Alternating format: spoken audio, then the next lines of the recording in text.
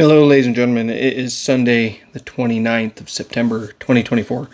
Wanted to come on here and do a little video. I've been seeing all over the news and videos of Kamala and Trump and different people, especially Joe Biden, saying that they want to save democracy. That if Trump is elected, our democracy is going to go out the window. There's been a lot of talk about that, and I seen a post the other day that also said that Volodymyr Zelensky from Ukraine believes that Trump wants to save democracy. Let's get one thing straight right now. The United States is not a democracy, never has been, never will be, unless these far-reaching left Democrats get their way. Then we will become a democracy and have dictators. The United States is a constitutional republic. It has never been a democracy. It is a constitutional republic that is ran by the American people. Okay? The American people are supposed to elect our representatives who are to take what we want and what is best for us and make sure they get that accomplished. That is not what's been going down. It has been being ran like a democracy, where they control everything, they're dictators, and they basically control us. That is what's been going on, but that is not ever the way the United States was supposed to be. We are a constitutional republic. And even Google, who is owned by the Alphabet Company and the elites, it says, while often categorized as a democracy, the United States is more accurately defined as a constitutional federal republic. What does this mean? Constitutional refers to the fact that the government in the United States is based on a constitution, which is the supreme law of the United States. The Constitution is the supreme law of the United States. We are a constitutional republic. Make sure you tell everybody that. Also, I wanted to talk about, I briefly shared in my last video, or a couple videos ago, that I had wrote a book. It's right here. It's called We the Peasants, an 8th Century Stronghold. Basically talking about how the kings and queens turned into Congress and Senate and presidency, and we're still the peasants that pay for everything. Now, I wanted to go through and share a couple of dates throughout history that are very interesting. So let me get through here real quick. I have to find the one I'm looking for. It's this one here. So, everybody knows or believes that in 1776 we celebrate our independence, and that's, the American flag, the 4th of July, all of that. Well, upon reading, I found out that King George III, who was the last monarch who was the king of the United States, was still the king in 1783. Okay? We celebrated our independence in 1776, but he was still the king at that time. So he didn't relinquish power until 1783, but we celebrated our independence in 1776. Are you catching on here? Okay, so now we're going to go to our very first president, George Washington, who was our very first president after King George III relinquished his power, right? George Washington was the president from April 30th, 1789 to March 4th, 1797. Okay? So we get our first president a few years after the king releases the power on the United States. We celebrate our independence in 1776. We get our first president in 1789. Then we have the Declaration of Independence, and that was signed August 2nd, 1776, when we celebrated our independence from the tyrant, the king, who had control of the United States. So there's a lot of questions here. Did they have this planned from the very beginning to say that the king was relinquishing his power and that we had defeated them and that now we are going to be under the new laws of Congress, Senate, and President? Because the Constitution was written, the Declaration of Independence was all signed, but yet some of the people who signed that document, like Thomas Paine, thought that the government might use that for their control, and they had a bigger plan behind closed doors of what they were going to use that for.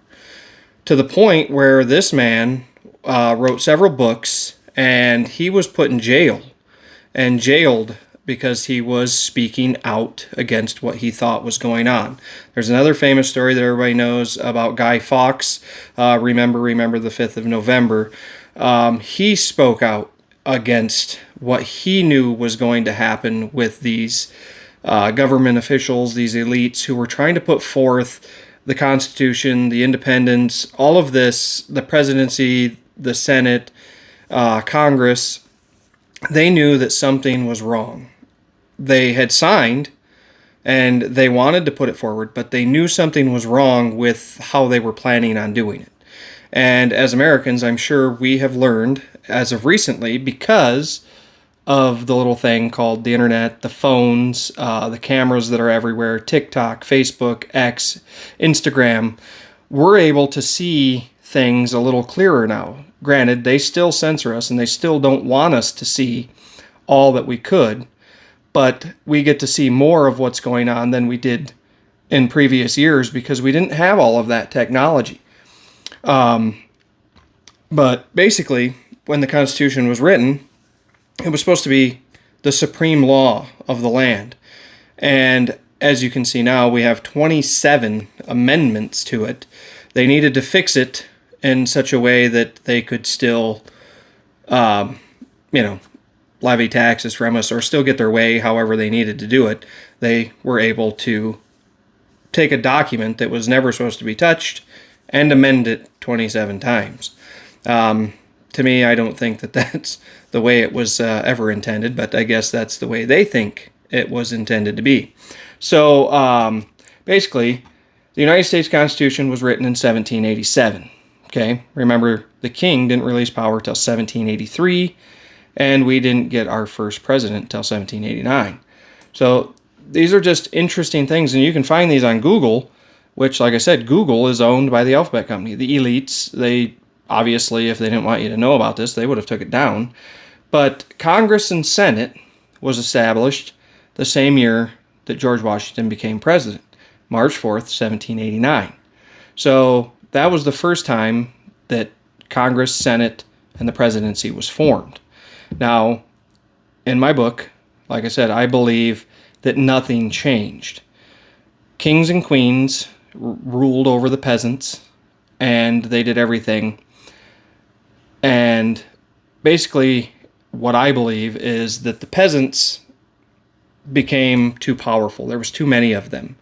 And so they needed to do something, because whenever a group of people get together for a common cause, they can overthrow what they need to. And it even says in the Constitution that if we have a tyrannical government, that we are supposed to have a well-established militia to keep them in line. That is what is supposed to happen.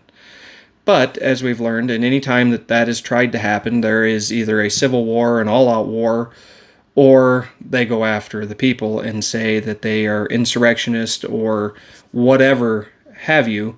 They will not allow their power to be relinquished.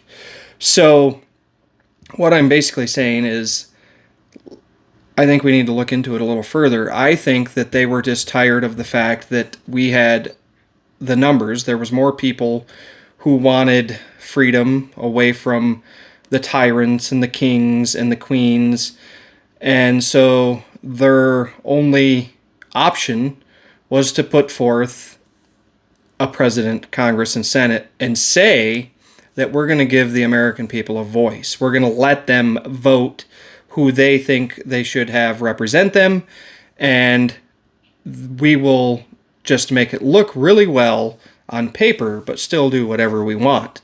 This way, they think they live in a free country. That's basically what it boils down to. Because as we're learning now that we have phones, cameras everywhere, people are sharing stuff that was never supposed to get out, we're learning that Democrats and Republicans are not necessarily elected, they're installed. We're learning this more and more as it goes on.